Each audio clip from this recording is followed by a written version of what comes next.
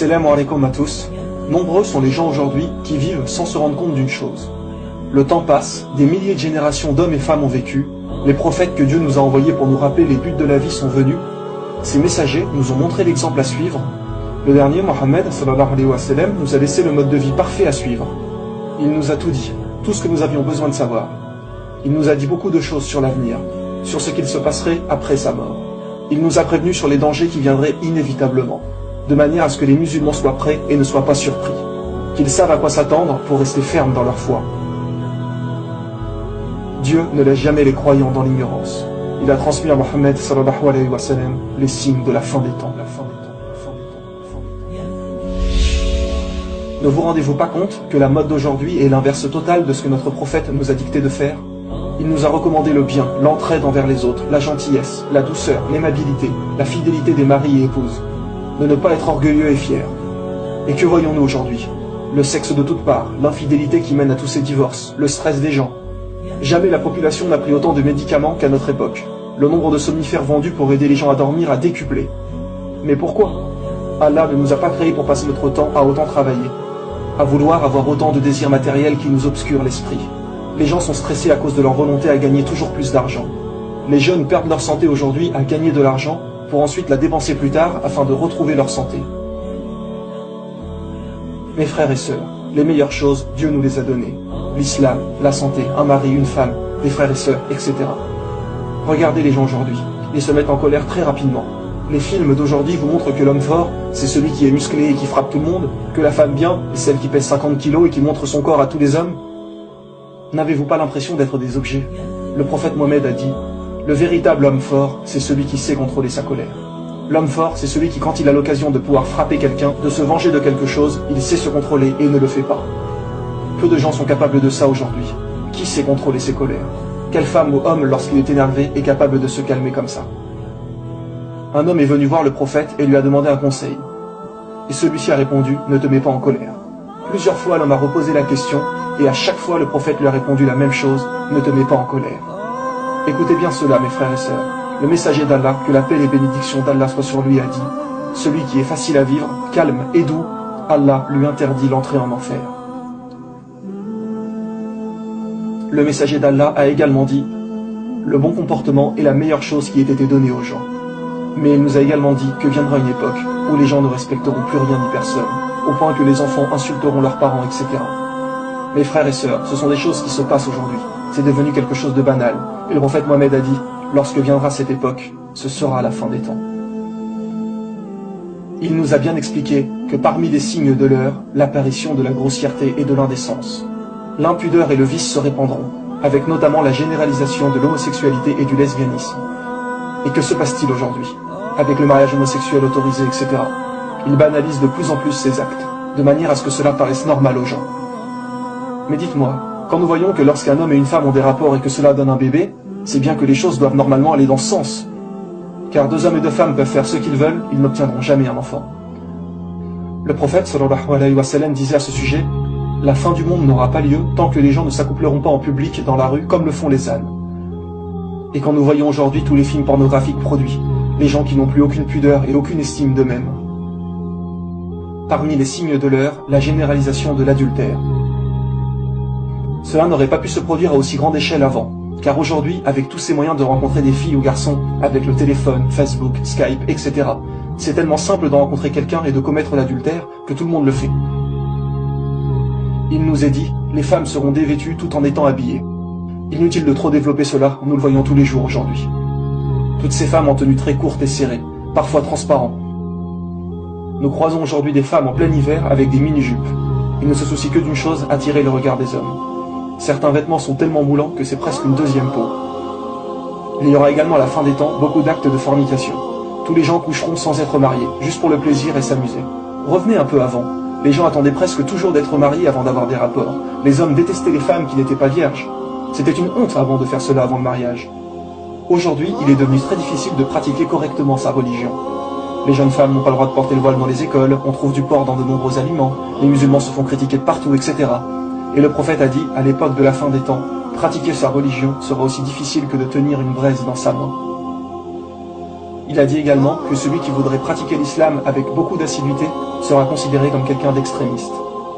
Quand aujourd'hui, vous ne voulez pas écouter de musique, pas boire du tout d'alcool, toujours manger halal, ne pas fréquenter de mauvais endroits, les gens disent très souvent, doucement, il ne faut pas en faire trop non plus, ne sois pas extrémiste.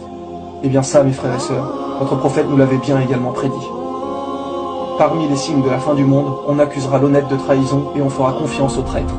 Et ceux qui gouverneront le monde seront ceux qui le mériteront le moins. Les liens familiaux seront rompus. Quand l'homme obéira à sa femme et se montrera irrespectueux à l'égard de sa mère, quand il favorisera son ami et s'éloignera de son père. Nous le voyons également tous les jours, malheureusement. Les forces de police et de sécurité se multiplieront. Ne voyons-nous pas de plus en plus de policiers autour de nous?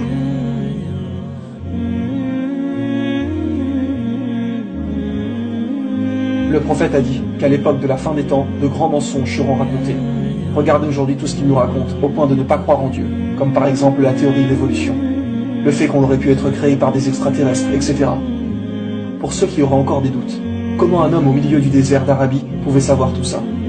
Comment pouvait-il nous donner autant d'exactitude sur l'époque dans laquelle nous vivons? Le prophète a dit, à l'époque de la fin des temps, les grandes distances seront parcourues en un court laps de temps. Et qu'avons-nous aujourd'hui? Les voitures, les TGV, les avions, etc. À l'époque du prophète, les gens ne se déplaçaient qu'en chameau ou en chevaux. Qui pouvait imaginer le moteur à explosion, l'électricité, etc.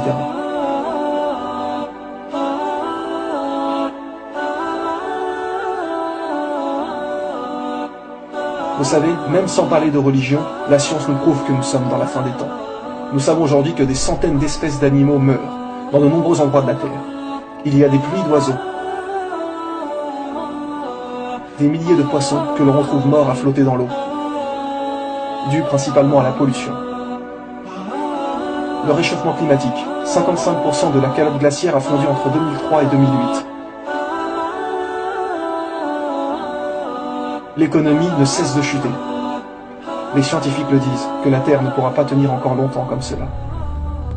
Une guerre est sur le point d'exploser, quand nous voyons ce qui se passe dans les pays arabes, Syrie, Égypte, etc.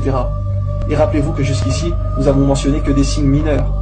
Et ceux-ci sont tous arrivés en une cinquantaine d'années environ, car le prophète a dit qu'une fois le premier signe majeur arrivé, ces signes majeurs se suivraient tels les feuilles qui tombent d'un arbre, donc très rapidement. Et quel est le premier signe majeur? La guerre entre les musulmans et les non-musulmans, ce qui est sur le point d'arriver. Voici encore d'autres signes miraculeux.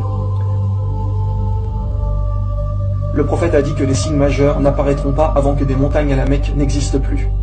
Aujourd'hui, avec tous les travaux qui s'y passent, ils ont rasé des montagnes pour construire des bâtiments. Des montagnes qui existaient encore il y a quelques années, qui ne le sont plus aujourd'hui. Qui pouvait savoir il y a 1400 ans que des montagnes seraient détruites? À l'époque, il n'y avait aucune technologie pour faire cela. Les gens auraient pu douter de ce que disait le prophète, mais aujourd'hui, nous avons la preuve de ce qu'il a dit. Il a également mentionné que si vous voyez la Mecque trouée, c'est que la fin des temps est proche. Encore une fois, sans la technologie actuelle, personne n'aurait pu faire des tunnels comme nous le voyons aujourd'hui. Personne n'aurait pu trouer la montagne partout comme cela. Le prophète sallallahu alayhi wa sallam a également parlé de construction d'immenses bâtiments à la fin des temps. Nous le voyons partout aujourd'hui dans les grandes villes du monde. Mais à la Mecque aussi. Saviez-vous que cette tour est le deuxième plus grand édifice au monde? Il a dit que lorsque vous verriez les bâtiments atteindre le sommet des montagnes, c'est que l'heure aura alors projeté son ombre. Et nous savons que pour certains hadiths, s'il y a une raison valable, il peut être pris métaphoriquement. Donc la parole qui disait que l'heure aura alors projeté son ombre, les gens pensaient que cela voulait dire que la fin des temps était vraiment très proche. Seulement depuis 2012, nous avons la tour de l'horloge qui projette son ombre sur la Kaaba. Et comment appelle-t-on l'horloge en Arabie Saoudite? As-Saha, qui veut dire l'heure. Donc en réalité, c'est à prendre littéralement. L'heure projette son ombre sur la Kaaba. Rendez-vous compte de la précision des choses. Le prophète nous a tout dit, pour que nous comprenions et sachions que la fin des temps est très proche. Pourquoi ont-ils construit cette tour? Certaines personnes se diront. Mais sachez que ceux qui gouvernent l'Arabie et qui l'ont fait construire ne sont pas du tout des gens bien. Nous ne critiquerons pas plus par principe. Mais depuis maintenant plus d'un an, l'heure projette son ombre sur la Kaaba. Mes frères et sœurs, nous sommes tous témoins des signes de la fin des temps.